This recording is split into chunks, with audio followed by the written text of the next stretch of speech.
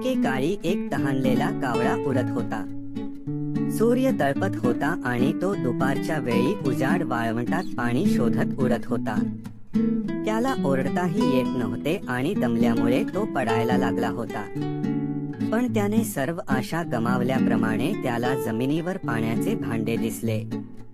कावळा जाऊन मडक्याच्या काठावर बसला आणि आपली चोच भांड्यात टाकून पाणी पिण्याचा प्रयत्न करू लागला. पण मडक्यातील पाणी थोडे होते आणि त्याची चोच अगदी कमी होती. तो आता हतबल झाला होता. पण त्याने आशा सोडली नाही आणि त्याऐवजी खालून भांडे ढकलण्यास सुरुवात केली. त्याने हाफ मारली आणि फुगवले पण त्याचा काही उपयोग झाला नाही. भांडे जड असल्याने तो ढकलू शकत नव्हता. पण कावळा अजून हतबल झाला होता, तरीही तो पाणी मिळविण्याचे मार्ग शोधत होता.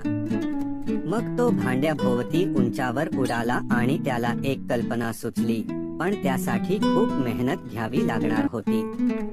कावळा उडून एका जागी गेला जिथे पुष्कळ दगड होते आणि त्याने एक त्याच्या चोचीत उचलला.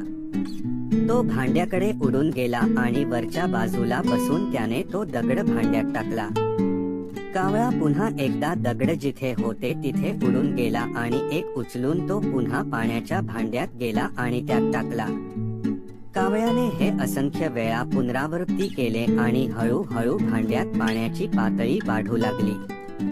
पण तरीही कावळा पाण्यापर्यंत पोहोचू शकला नाही आणि म्हणून तो पाण्यात आणखी दगड टाकत राहिला.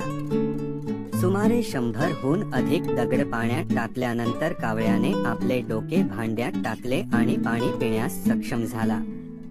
कावळा आपली तहान शमवला आणि आनंदाने उडून गेला. नैतिक गरज ही शोधाची जननी आहे.